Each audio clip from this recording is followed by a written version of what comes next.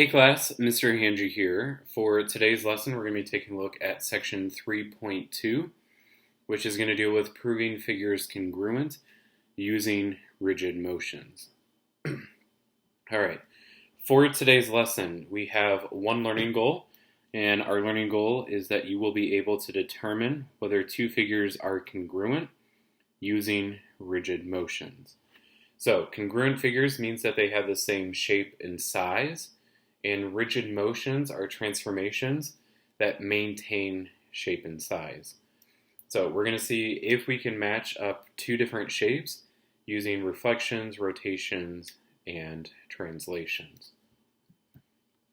Alright, now this part here talks about that two figures are congruent if and only if one can be obtained from the other by a sequence of rigid motions. That is, by a sequence of reflections, translations, and or rotations. So sometimes we will only have to either translate, reflect, or rotate, and sometimes we're going to have to use a combination of all of these to go through and figure out if our shapes are congruent. Alright, so example 1 is going to ask us to determine if the shapes appear to be congruent. If so, provide a series of rigid motions that maps the pre-image to the image. So what we need to do is figure out what sequence or what series of rigid motions takes this shape to place it onto here to prove that these two are congruent. Now, the first thing we need to do is determine whether or not these two shapes are in fact congruent. So how we go through and do that, you can look at it and just kind of indicate whether you think it is or not. Just be careful. Sometimes they will look like it, but they might not be. If we look at A, if we compare these two quadrilaterals, they are congruent because they are the same shape and size.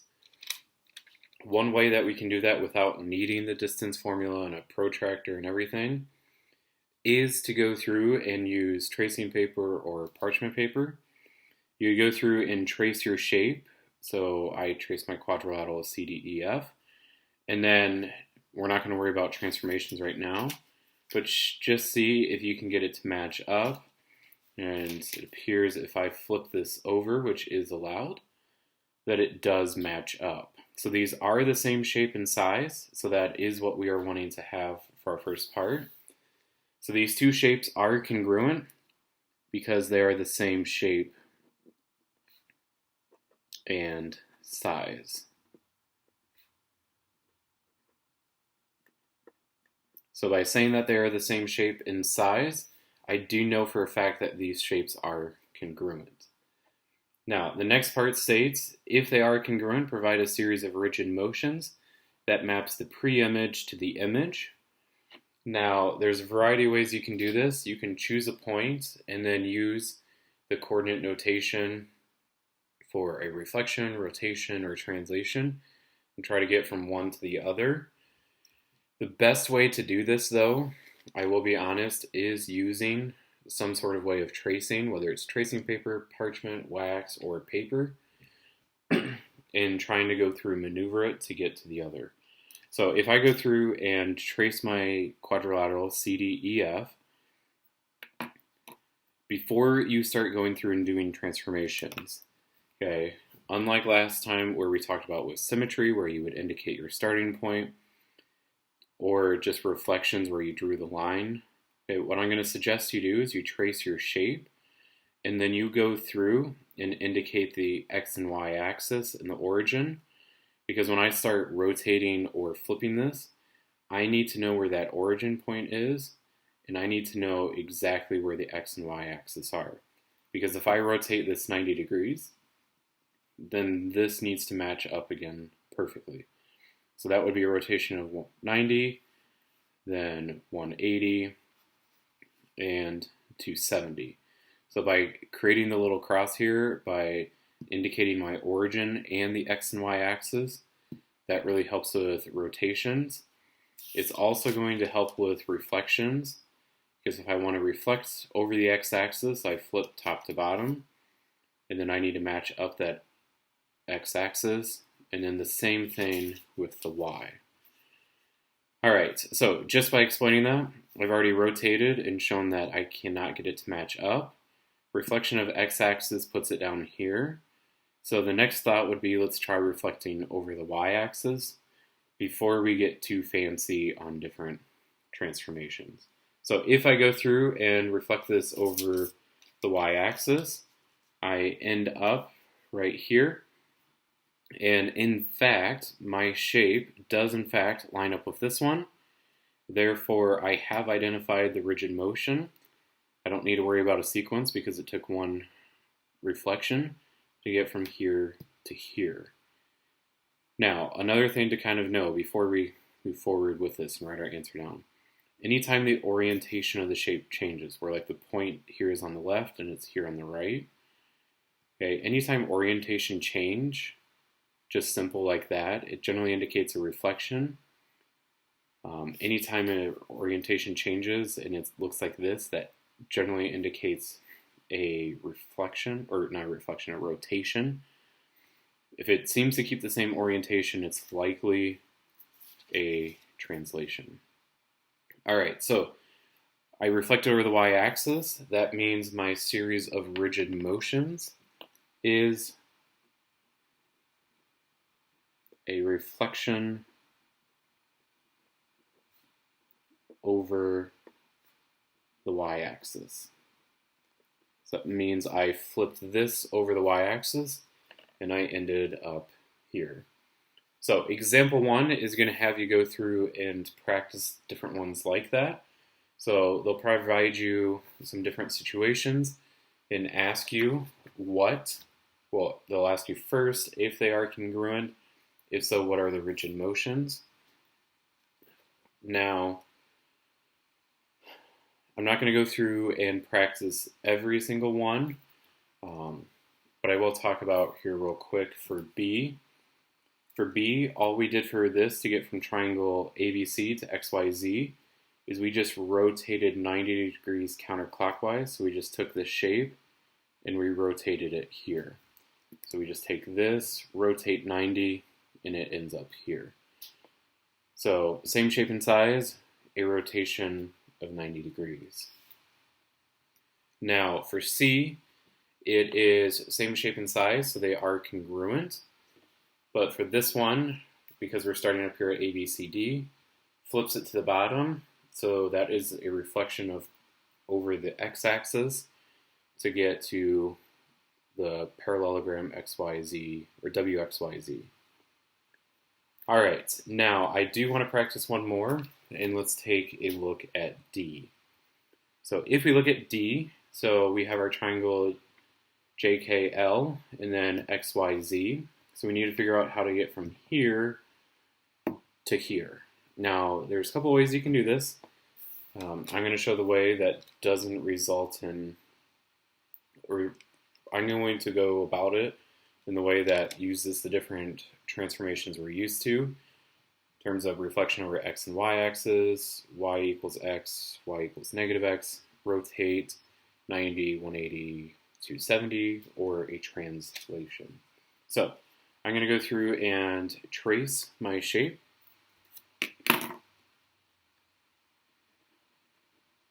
So I have JKL. So I need to see, first of all, if it matches up, because orientation has changed. We're going to flip this over. It does match up, so they are the same shape and size. So that's my first indicator. So they are congruent.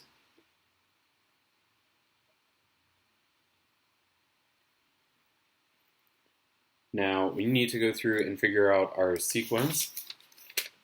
So we're going to take our tracing, and like I mentioned before, it is very helpful to have the XY axis indicated.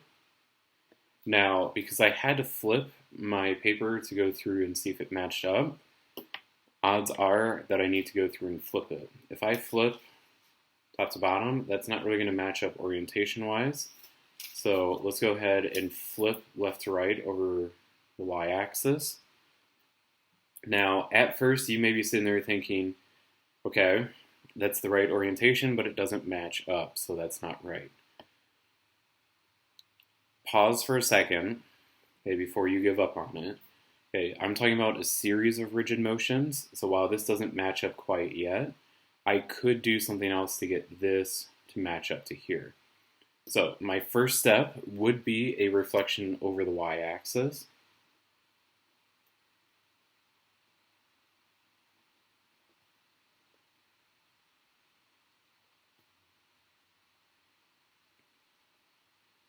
Now, while I am not there yet, okay, I am pretty close. Remember, and I haven't done it so far yet, but you can use translations, meaning you can slide the shape left or right, up or down. So if I slide the shape, okay, if I slide it to the left, I end up actually tracing right onto what I need, and I do end up on the spot. Now, translation is great, but we do need to indicate how much. So we translated it left, but we need to figure out by how much. So if we go back to where we started after we reflected, okay, I move over 1, 2, and then 3, and I get it to match up then. So it's a reflection over the y-axis, then a translation left 3 units. And then that would be my sequence that gets it to match up from here to here. So example 1, parts A, B, C, and D, they are all congruent to each other, so they are all the same shape and size. Most of them dealt with reflections, and for part B we did have a rotation, and we included a translation. All right, example 2. Example 2 is going to state the figures shown are congruent, so they do tell us that the shapes are congruent by the statements by saying triangle ABC is congruent to triangle PQR. We have to go through and find a sequence of rigid motions that maps the figure from one to the other and give the coordinate notation. So it's not just determining if they are congruent and what the sequence is, but we also have to use coordinate notation. Now, coordinate notation for translating something left, right, up, down, okay, is just adding or subtracting. The rules for rotations and reflections, I suggest you go back and look at the completed notes for section 2.2 and 2.3. I might upload kind of a note sheet for you that would be a helpful representation for different coordinate notation rules. All right. So for part A, again, it's going to be helpful to go through and trace your shape. I have already done so with a couple of these, just to kind of save us time. Now, I already know that they are congruent, so I had to figure out how to get this shape to here. So that's going to be my first point. All right, so if I go through and do this, if I go through and let's try reflecting. Okay, if I reflect over the x-axis, I end up here, but I'm not quite yet there. So while I'm close, I'm not exactly to what I want. So not yet. If I reflect over the y-axis, I end up here. So again, getting close, but not quite to what I want. Well, let's try going through and rotating. If I go through and rotate 90 degrees counterclockwise, I end up here. If I rotate 180 degrees, I end up here. Now, I am extremely close at this point to getting these matching up. So rotation of 180 is a great starting point. And then it looks like all I have to do is just translate it, and it's going to look like by half, but my units go up by 2. So it means I'm just going to translate it to the right 1. So let's go through and write that down. So it was a rotation 180, and then a translation to the right 1. All right, so rotate 180, And then my coordinate notation for a rotation of 180 is negative x comma negative y. And then we moved it to the right 1. So we translated the shape to the right 1. To write that, it's going to be x plus 1 comma y. Remember, for the x values, that moves it left or right. Y values is up or down. Because I went to the right, that's a positive direction. That means we add 1. And that is our answer for example 1a. So we're going to go through and do that for the others. And I'll kind of go through and talk about how I get to the different ones. But before I do move forward, this is a great point to talk about something that I haven't had a chance to talk about yet. Okay, we rotated 180 degrees and translated 1. Okay, and we got here. What I want you to know is there's another way that we could have actually gotten to this answer. And I do want to show you that right now.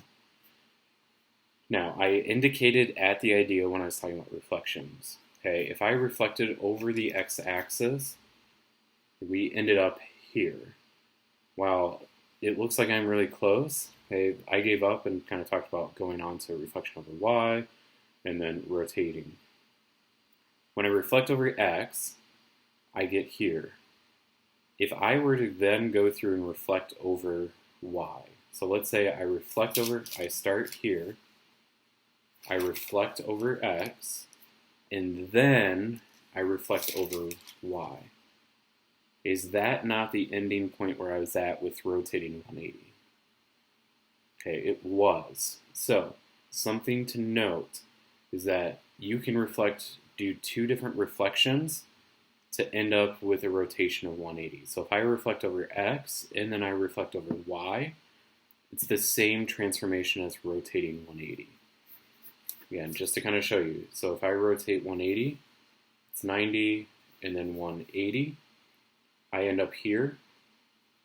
If I go through and do my reflections, okay, if I reflect over x and then over y, I end up at the same point. So know this, that a reflection over x and then over y is the same transformation as rotating 180. Same thing applies is if I were to rotate over y and then rotate over x, it would end up at the same point. So something that I don't have written on the notes, so if you're watching, great benefit for you. I'm just going to add it here for us on my piece of paper. So a rotation of 180 degrees is the same as a reflection over x, then y, or y, then x. So, combination of transformations. Okay, I can either rotate something 180 degrees, and it is the same thing as reflecting something over the x-axis, then the y-axis, or reflecting something y, then x. Okay, so 180 degree rotation is the same thing as reflecting over x, then y, or over y, then x. It doesn't matter which one you want to include. Sometimes on the homework they kind of guide you towards just one. If they do that, just kind of follow suit what they do, but know that these mean the same thing. So this is the same thing as this. Okay, moving on. So if we look at B, so we know that quadrilateral ABCD is congruent to JKLM, so these are both congruent. We have to figure out how to get from here to here. So for this one, okay, if I take my shape, which is going to be right there, we just have to go through and figure out how we are going to translate it. Orientation has changed, And for me, it looks like we've just flipped it. If I flip it over the x-axis, it doesn't really get me anywhere closer. Even if I flip it over the y-axis, then it doesn't really help. So let's go back to our starting point. Let's try reflecting over the y-axis first. If I reflect over the y-axis, I have the same orientation, but I'm not necessarily lined up yet. As long as I am pointing the same way, I can get to wherever I need to by moving something right, left, up, or down. So reflection over the y-axis is going to be our first part. And then we're going to have a translation to the right, 1, 2, and then down 2, 4, 6, 8, 10. So reflection over y, and then to the right 2, down 10. So if we were going to go through and write all of that, if I can get this to show. So we reflected over the y-axis, which is negative x comma y. And then we moved it to the right 2, so x plus 2. And then we moved it down 10. So reflected over to the right 2, down 10. And then that is our sequence for that problem. All right, for C. Okay, for part C, so they tell us that JKLM is congruent to WXYZ. So I know these two are congruent. If I go through, and I don't have this one pre-traced, so we get to go do that right now.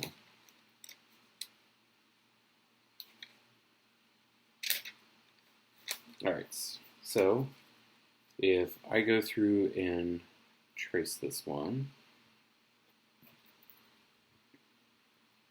so we have JKLM.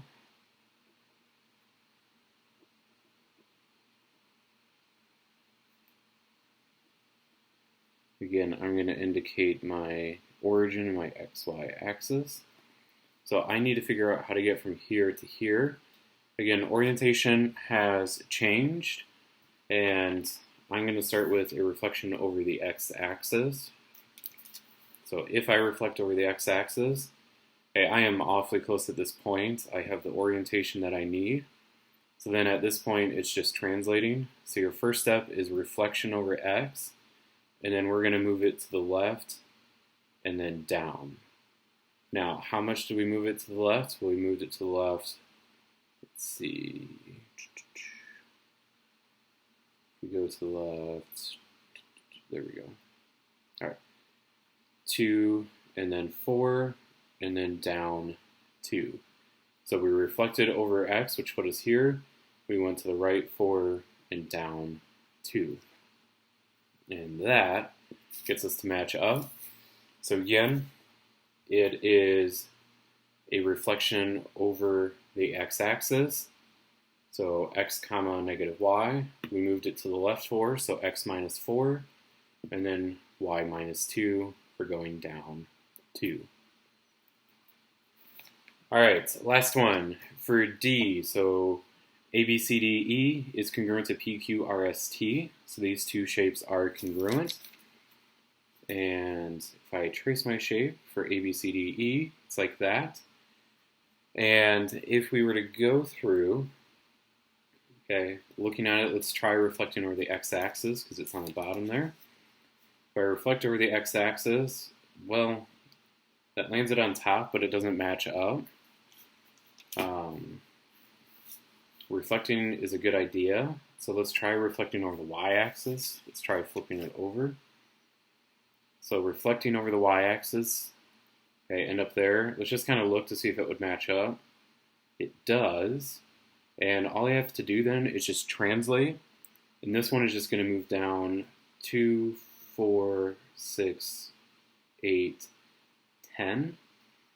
So that means I reflected over the y-axis and then went down 10. So if I'm writing that for this problem, okay, it's a reflection over the y-axis, so negative x comma y, and then we move it down 10.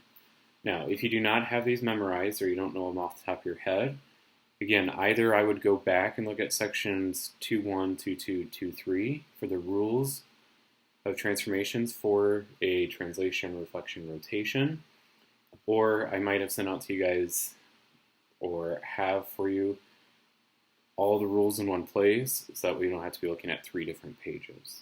So that is how we do example 2. We go through and identify the sequence of rigid motions, and then using the rules for transformations, we provided the coordinate notation. All right, example 3, I'm just going to highlight here real quick. Talks about determine which angles or segments are congruent. You're really just going to look at it really using tracing paper, wax paper, or even using paper, including parchment paper. You would go through and trace them and then kind of match up to see which ones match. Okay, if I were to go through and trace, let's say angle A here. Okay, I'm not worried about the whole size of A, but if I go through and try to match up A, well, A is bigger than B, but it is in fact, while it might feel a little bit bigger, it is in fact the same angle measure as C. So I do know that angle A is congruent to angle C, and all we did is just move it to the right 6. And then for over here, I just went through and traced AB.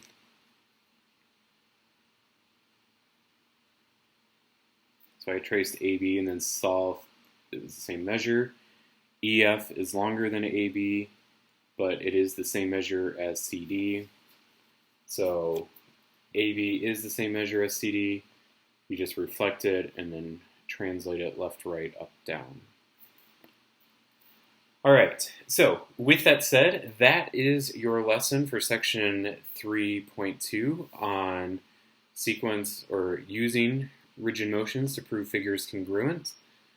It is very handy to have either parchment paper, tracing paper, wax paper, or you can use paper. Okay, it's a little bit, it's not as see-through as parchment or wax paper is, but it is very helpful to do this. Again, please do not press very hard with anything on your computer screen. Do not write on your computer screen. Okay, write it on paper, print it out, whatever it is, and then go through and practice with it to go through and figure it out. All right, so with that said, that is all that I have for you guys today for section 3.2. I appreciate you guys listening, and if you have any questions, be sure to ask me next time you see me, or shoot me an email. I'll be more than happy to answer. So that is all for 3.2 today. Thank you for listening, and have a great day. All right, bye.